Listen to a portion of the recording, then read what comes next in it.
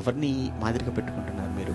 మమ్మల్ని మాదిరిగా పెట్టుకోమని మేము అంటం లేదు, ఎందుకంటే ఎవరి జీవితాలు ఏంటో ఎవరికి తెలుసు. కానీ దేవుడు రాయించాడు బైబిల్లో ఎంతో మంది జీవితాలు, ఎందుకంటే దేవుడు ఇచ్చిన సాక్ష్యాలు కాబట్టి. అవి మనిషి చెప్పాను కదా ముందుగానే, మనుషుల కోసం ఇచ్చే సాక్ష్యాలలో నిజాలు ఉండొచ్చు, అబద్ధాలు ఉండొచ్చు. కానీ దేవుడిచ్చిన సాక్ష్యాలు ఇవన్నీ బైబిల్లో.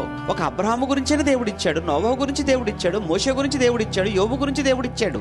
కనుక వీళ్ళందరి కోసం దేవుడే ఇచ్చాడు. కాబట్టి నువ్వైనా నేనైనా మనం ఎవరినైనా మాదిరిగా పెట్టుకోవాలనుకుంటే కళ్ళ ముందు ఉన్నటువంటి వారు కాదు. అలానే తెర మీద నటించే హీరోలు, రాజకీయ నాయకులు, ఏమండి అసలు మనుషుల్లో ఎవ్వరూ కాదండి. ఎవరండి రోల్ మోడల్స్? ఎవరండి మనకు హీరోస్? ఎవరండి మన సెలబ్రిటీలు?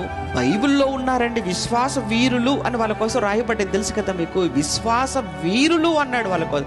వాళ్ళని సెలబ్రిటీస్ అంటే, వారు హీరోస్ అంటే, వారు గొప్ప వాళ్ళంటే. ఎందుకంటే వారి బహిరంగ జీవితం, అంతరంగ జీవితం, రెండు జీవితాలను చూసి చెప్పిన దేవుడు గనుక అందులో మనం ఎక్కడ కొడిక సందేహము, అనుమానం మనకు అవసరం లేదు. రైట్, వాళ్ళలో ఒకవేళ పొరపాట్లు ఉన్నాయా, ఒకటో రెండో ఉంటాయి, తీసేసేయండి.